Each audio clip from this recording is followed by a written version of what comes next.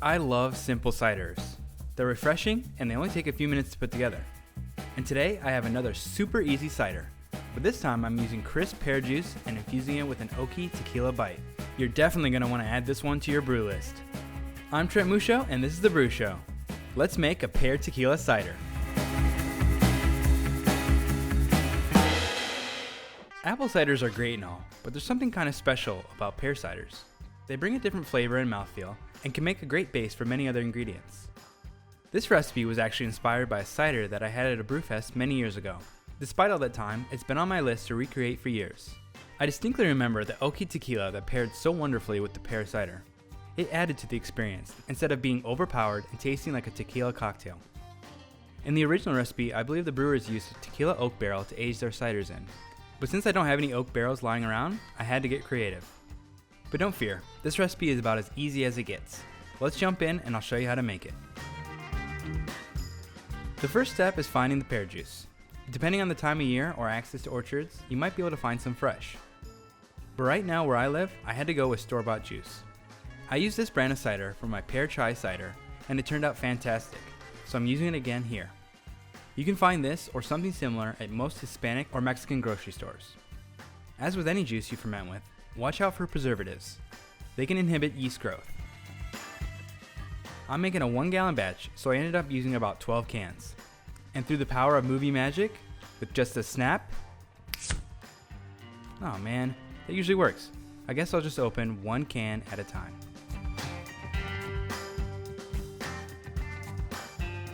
While I open all of these, we can talk about original gravity. Most ciders are about the same, and this one is no different. It has an OG of 1.050. So if you want a stronger cider, you can always add more sugar at this point. But too much sugar can lead to an overly dry and tart drink, so go easy. This should give us an average ABV for cider. Finally, all the cans are in. The last thing before yeast is some nutrients. I'm using DAP and Fermaid O, and just eyeballing the amounts per the package details for 1 gallon. If you don't know about the importance for nutrients, be sure to check out my video on them. They make a huge difference in the taste and performance of your cider fermentations.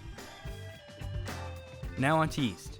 I'm using a recent cider favorite of mine, Red Star Cote de Blanc. I really enjoy the fermentation character it gives and the ciderness it leaves behind in the finished product, if that makes sense. Sprinkle it in, close the lid, give it a good shake, and then add an airlock. I'll let this baby ferment around 67 degrees for 1 week. 7 days later, fermentation activity had just about stopped, so I took an original gravity reading and got 1.000, meaning this cider comes in at about 6.5% ABV. We officially have hard cider. So I threw the fermenter in my kegerator to cold crash for 24 hours before moving on to the Tequila Infusion. Like I said, the cider that inspired this one was probably aged in tequila barrels.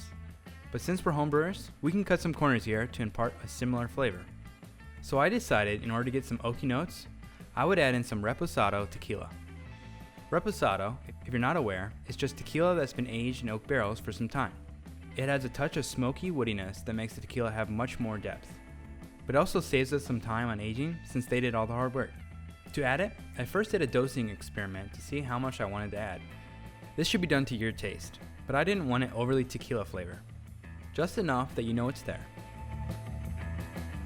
I ended up using 200 milliliters per gallon and added it straight into the keg. I also felt like this fermented a tad dry, and with the tequila, it came off a bit harsh. So I decided to stabilize and backsweeten. The stabilizers are my usual, potassium sorbate and a Campden tablet, crushed and added into the keg. Then I just transferred the cider in. I closed it up and set it to do its thing for 24 hours. If you didn't add stabilizers, any sugar you would add would just ferment out, leaving no sweetness behind. But since we added them, the next day we can add in a sweetener of our choice. And what would be more perfect than agave syrup? Determining the amount to use for backsweetening can be a bit of a guessing game, but this stuff is 1.5 times sweeter than sugar, so I decided to start with 1 ounce and see how it is. I added it in and made sure to mix it up nice to incorporate. Luckily, since it's a liquid, it mixes easily. Then I took a quick sample, and 1 ounce was just perfect for me. Not overly sweet, but just took the edge off. Feel free to sweeten or not sweeten to your preference. Damn, that's good. With that, I set the pressure on the keg and let it sit for a few days, and in a few days, I had a fizzy cider ready to drink. If you're planning to bottle, I would just add the tequila into the fermenter and then proceed with bottling as you normally would. And you can always use sugar alternatives to avoid stabilizing if you want some sweetness in it.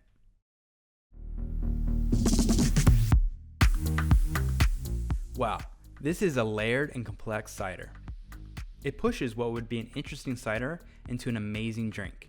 The tequila doesn't bite, it just kisses your palate and allows you to taste that slight oakiness I was hoping for. On the aroma, you get a mix of apple and pear with a distinctive reposado scent. The pear juice leaves this a bit cloudy, but I don't mind at all because this is damn good. Sometimes it's just not about the looks. And I'm so glad I backsweetened this.